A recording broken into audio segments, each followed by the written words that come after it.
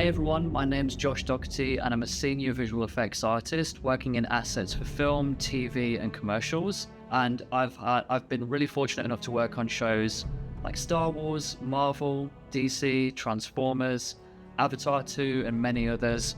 So we're going to be going through this series on how to model your props or your vehicles when you don't have scan data. We typically get to use this in visual effects, but there's always times where this just isn't available. That whether that's for a lack of resources or time,